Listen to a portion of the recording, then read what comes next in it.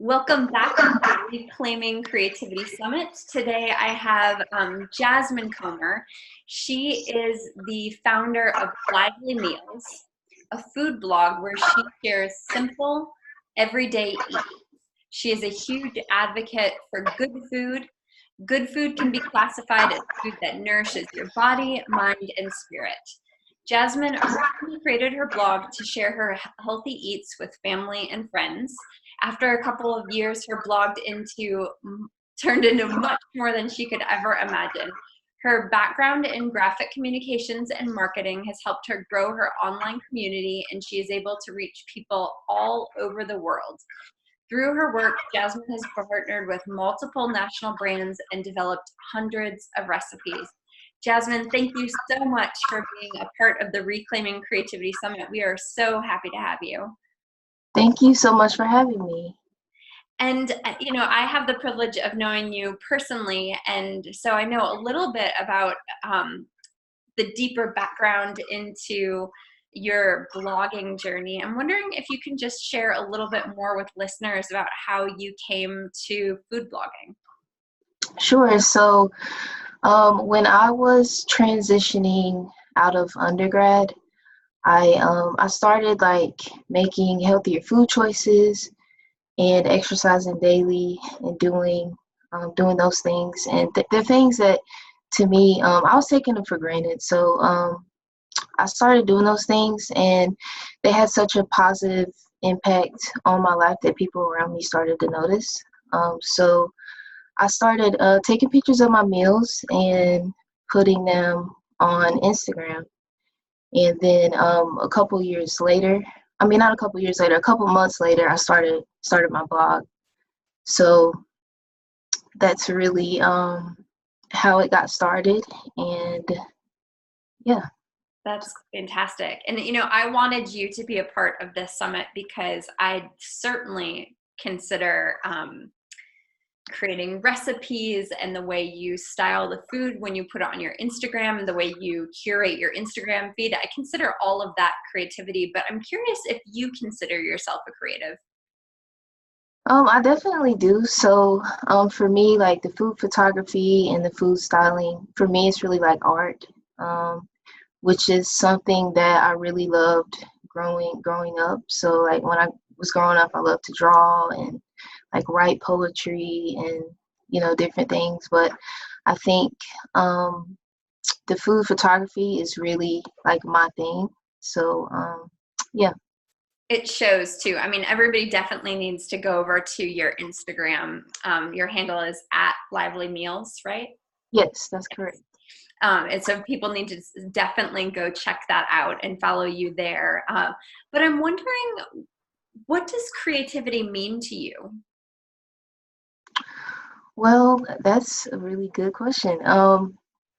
So for me, um, creativity has always been really a part of who I am.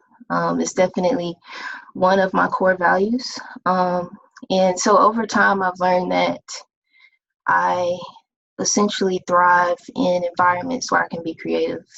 And I would say that's what it means to me. I feel my best when I'm able to create. So,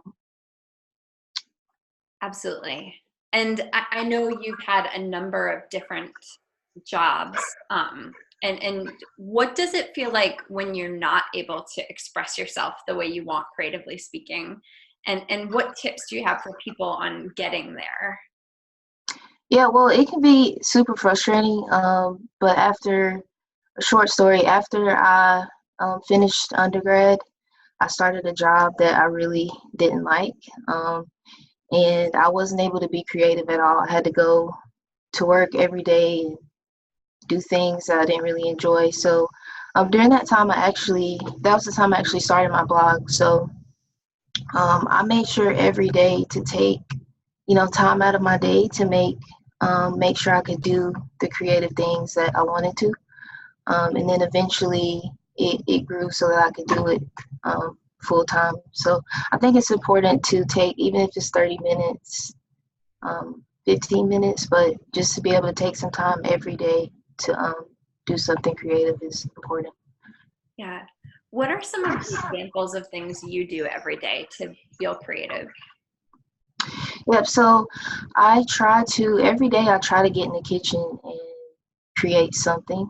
Um, and that doesn't mean that I create a full course meal every day, like a full course meal, anything like that. But for example, this morning I had granola and apples and with a drizzle of tahini and some almond milk. And it was something that I had never tried before. So to me, I was like, wow, that was kind of creative. So I think just to kind of, be able to like try new things and just explore different things is good. So Yeah, now you're also making me hungry. I'm like, ooh, tahini. Never thought of putting that on granola before. yeah, it was good. Yeah, so That's fantastic. Do you consider yourself a creativepreneur? I don't know if I've ever really thought about that term before.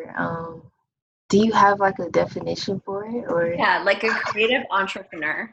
Yeah, Like an entrepreneur that definitely makes their living through a creative act. oh yeah, for sure. Yeah, so um if I were not, creating recipes or, you know, doing food photography or any of those things, wouldn't I wouldn't be making a living. So you could say you could say that for sure.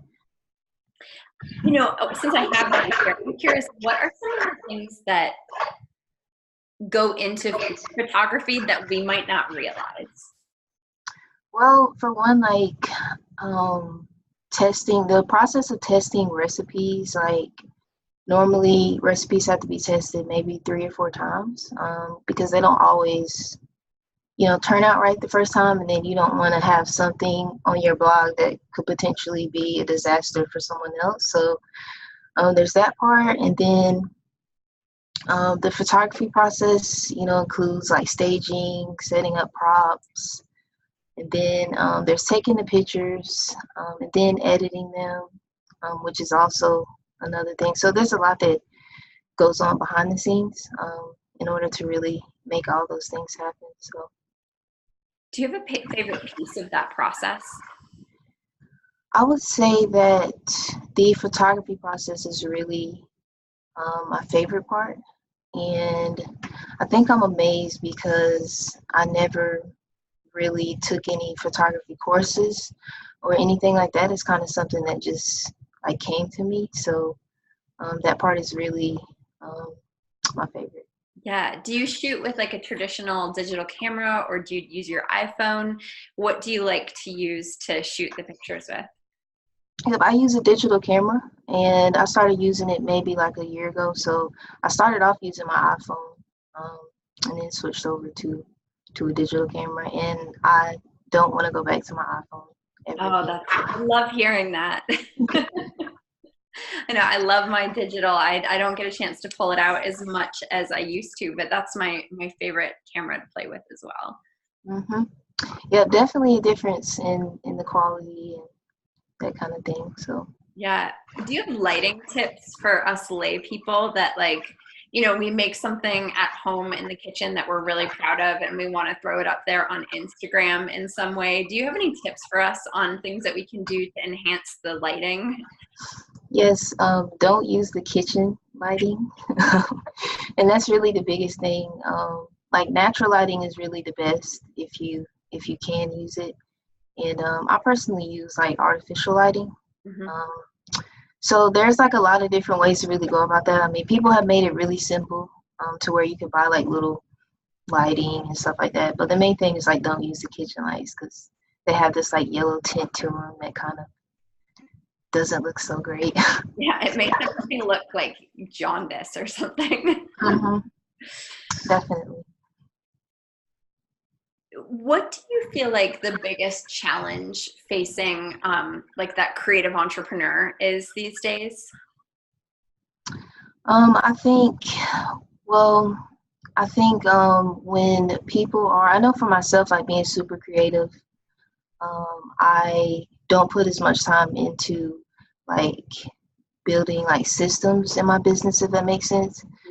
So to me, that's that's a challenge, um, because I guess you could say there's not really as much creativity involved in that aspect of the business. It's kind of just something that you have to do. So that's personally like one of the biggest challenges for me. Yeah. When you made the leap from working for someone else to working for yourself, what do you feel like the biggest surprise was for you in that? Well, there's so many surprises. I think they're so well, I think like having so much time like was one of the biggest things for me, and really learning like how to use my time and be productive has been like um, super important. Um, and I guess I don't know why I was surprised, but I guess when you're used to going to work, certain hours every day, and then all of a sudden you don't have to do that anymore, it's like, oh wow, like what do I do? Yeah, so it took me some time to kind of get to a point where I learned how to like structure my day and that kind of thing.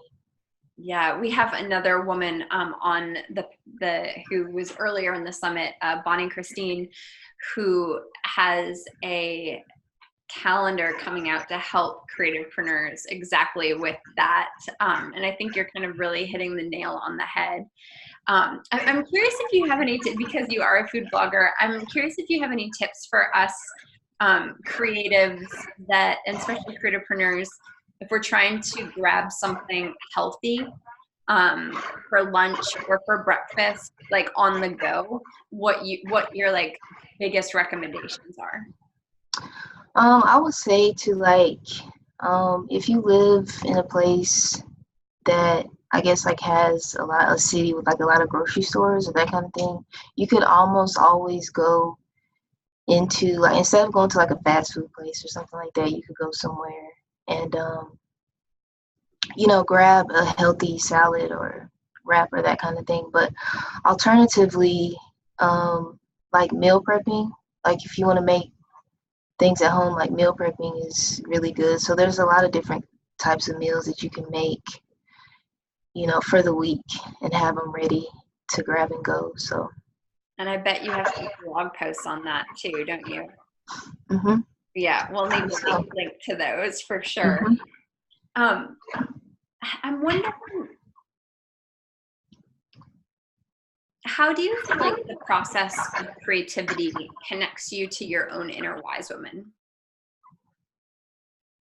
well, I think that when when I'm able to be creative, I feel really good about myself, and because of that, when I feel really good about myself, I feel like every everything else in life maybe kind of just flows. Like um, I'm nicer to people, and you know that kind of thing. So I think ultimately, just I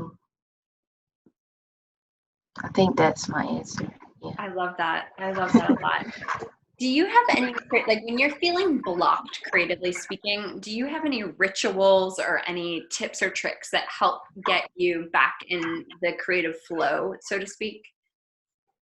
Well, I think for me, being able to like unplug completely is always important. So staying off of social media and that kind of thing is important. And also, I think it's good to be able to like travel, to places you've never been and that kind of thing. That always like inspires me, or going and maybe trying a new restaurant or that kind of thing. So Yeah, and speaking of travel, you just got back from traveling to, was it Lodi, California, for yes, to visit walnut farms? Is that right? yes, it is. Yep. So yeah, that was a lot of fun. I got to go to see how walnuts are harvested, and like how they're grown, and then how they're transported to processing plants and packaged and all those things. So it was really interesting. I have a newfound appreciation for walnuts. So Bet. How do you feel like that? Do you feel like that trip you came back creatively inspired, and if so, in what ways? I definitely did because for me it's super important to know like where my food comes from, and I think it's important for everyone to know. So in that sense, being able to see how like a family farm, has grown their walnut trees for like 20 to 30 years, and they're able to provide walnuts for so many people and that kind of thing. I think I just went off a little. No, I love that. I think you're So right. what? I kind of want to sidebar here because something that I haven't really talked about is how I do think being able to take tours of like the way things are produced, be it our food or a bite, really can spur creativity. It's like understanding processes that you might not have known anything about, or maybe you only had a limited knowledge of. Mhm. Some people like to tour like breweries and how that was made, or chocolate factories and how they were made. And one time a while ago, I got to go to Seven Bike, which is a handmade bike place in Boston, and see how those handmade bikes were produced from kind of start to finish. And it was interesting to me how much creativity that really cultivated Wow. while I was there, getting to see that. It's just like getting to understand the process of how something else is made. I think so often processes um, are creative. Like creativity is often just a process. Mhm. And so anything from like how walnuts are produced to how bikes are produced can really I want to encourage everybody to go take a tour somewhere, right? Like, Yeah. Yeah, definitely. Because there's so much that goes on behind the scenes that we just really don't know about. yeah. So. Did you have a biggest surprise moment from that trip, seeing the walnuts? Well, I think just like to see like how many processes like they go through just to like get a walnut like out of a shell. I mean, it's that really amazed me. It's just a lot. It's a lot of work. But I mean, the machines do a lot of the work, but there's still people that are there too. So I think that was the biggest thing for me. Yeah, that's so cool. Um,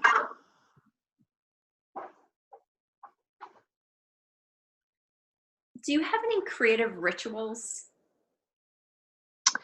I would not say that I do have any creative rituals. I would say that like I do have like a morning ritual, which is well, I want to say it's a ritual, but more like a what is it called? It's a simple word that I forgot, but Like um, routine, maybe? yeah, routine, yeah, yeah. So important. It's like in the mornings, it's like important for me to like wake up and have my green juice and like read and like that kind of thing, and just set myself up for a good day. So when I do those things like every day, I feel good. And yeah, so. I love that. I love that so much. Is there anything else you want to share about creativity or food or anything in general? So I think I would say that like I was thinking about this earlier, like it took me a while to kind of like find my thing. And I think maybe that's something that some like a lot of people struggle with sometimes, maybe. But I think it's important to keep like trying new things, like and don't be afraid to try and experience new things because you never know what you'll stumble upon or what you'll learn about yourself in the process. So, yeah. Thank you so much for sharing that. And I think you have a free gift for everyone. Yes, so I have an exclusive fall recipe that you'll receive, and so it's not going to be on my blog or anywhere else. So Yeah, and we'll link to it under your interview so that folks can just click on that and access that exclusive fall recipe. And everyone needs to go follow Jasmine's awesome Instagram account and sign up for her to receive her blog. But Jasmine, thank you so much for being a part of the Creativity Summit. Thank you, Alicia. Thank you for having me.